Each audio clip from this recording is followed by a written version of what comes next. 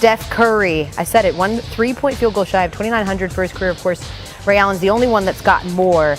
The Warriors, the only team in the NBA to score at least 100 points in every single game this season.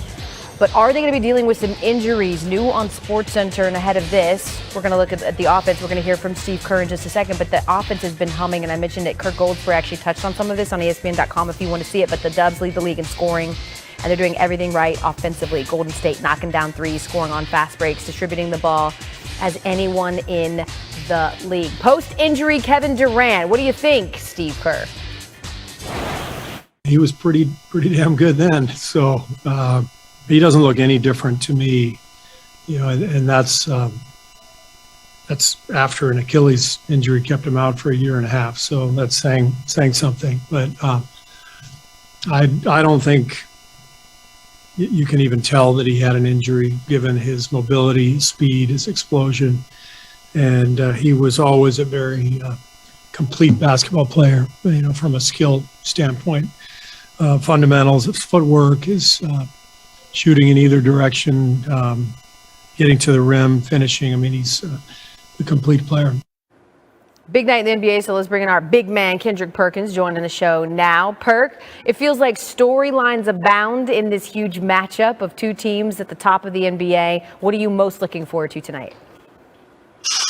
What? Hell, you know how you and your girlfriends probably talking, y'all start the conversation out with, baby, it's Steph Curry.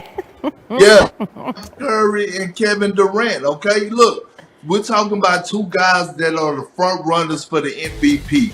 Two guys that the rule change haven't affected. And yes, all guys and Steve Kerr and Draymond Green, they're saying the right things like they supposed to, but it's smoke there. And both of these teams want to beat one another. And I'm looking forward to seeing Kevin Durant and how the Warriors are going to guard them. Are they going to send a double team at them? Are they going to let them play one-on-one against Draymond Green and Andre Iguodala? And I'm looking forward to seeing how Steph Curry is going to bounce back after his poor performance in Charlotte the other night. So I'm looking forward to this head-to-head matchup between these two because it is beef there. I'm just trying to see if they're going to make hamburgers tonight. I love that. And if they do, I'm going to slide in and I'm going to tweet at you, Hunty, right? Which is something else that I would say to my girlfriends ahead of a big matchup like tonight, Brian.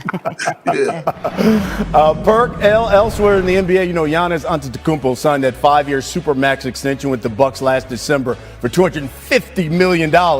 Well, the two-time MVP says he did it because he loves Milwaukee, wanted the challenge of bringing a championship to the city. He did it last season, and in the new issue of GQ, he says his next challenge could be somewhere else. Take a look at this. Quote, me and my family chose to stay in this city that we all love and has taken care of us for now. Giannis said in 2 years, that might change. I'm being totally honest with you. I'm always honest. I love this city. I love this community. I want to help as much as possible, end quote. Okay, Perk, let's read through the lines here. Let's help them folks in Milwaukee find out what is Giannis really saying. Well, what he's saying is that, one, we all know that Giannis want to repeat and bring another championship back to Milwaukee. And no one is ever questioning or is going to question Giannis' character again. But on the flip side of things is that you do have this outside world, outside the lines, and that's endorsement deals, and that's big, moving to a bigger market, getting more money, being able to be in a bigger space to be able to utilize and capitalize on different type of areas that you can't do in Milwaukee. So what Giannis is saying is, I'm going to give my all while I'm here. You know that I'm going to go out here and compete every night. But in 2 or 3 years, look, my mind may change. I may want something different, not only for the happening on the court, but things that's happening outside the court. Endorsement deals, a bag, a bigger bankroll. Bucks, of course, off to that slow start so far this season. They've won just 6 of their first 14 games and sitting in 11th right now in the East. Big Perk, Kendrick Perkins, thank you, man. Appreciate you. Brian, this is into SportsCenter. Duke freshman phenom Paolo Banchero is starting tonight against Gardner Webb, despite running into trouble with the law this weekend. Both he and Duke guard Michael Savarino, the grandson of Coach K, faced DWI-related charges after Savarino's... Live from Los Angeles. Ben Simmons kicked out of practice. We told him to go home. The Sixers have to move this guy. He does not want to be there. I don't care about that man. We really focus on just winning. He does whatever he wants. Our job is not to babysit somebody. We're grown men here. Put our big boy pants on and we get on the floor and do what we do. It's no fun, but you don't give up the fight that you can get it right. And I want Ben to be playing. That's his job. Welcome back to NBA Today, bringing in Adrian Wojnarowski for an update on Ben Simmons and the Sixers standoff. So Philadelphia is 14 games into the season, still no Ben. So Woj, what's the current direction for the Sixers and their dealings with Simmons? The latest, Malika, is the same. And nothing's really changed. There's still a gulf between Ben Simmons, the 76ers. He's not on this 6-game trip that started in Indiana, continues in Utah tonight. For the Sixers, they would like for him to join the team, to be there with them. It doesn't appear that is going to be the case. They've continued to fine him, put his money into escrow, for a number of different violations throughout. This has been pretty consistent, except for a short stretch after Ben Simmons told the team that he had mental health concerns, wanted to get help, and the Sixers and Ben Simmons and his representatives have continued, to not agree on what that process is going to look like. So no closer to a resolution with Ben Simmons.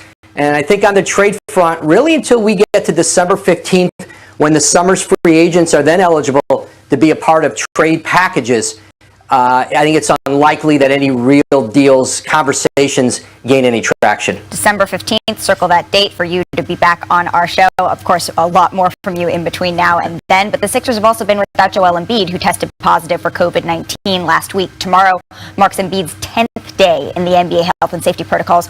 What's the word on Embiid's health and when he could possibly return? Yeah, Malika, the Sixers expect that they'll have a better timetable on being able to get Joel Embiid back on the court, I'm told, the next 24 to 48 hours. As you said, he's finishing up that 10 days in isolation since his positive test. And certainly there's going to have to be a ramp up for his return. The team's out west. He's still in isolation. And certainly this is a team that desperately misses him. They've lost 4 straight. They play obviously a very tough Jazz team tonight and have some tough games on the road in the West over the next week or so. Absolutely. Thank you so much for joining us, Woj. Really appreciate it. Thanks, Malika.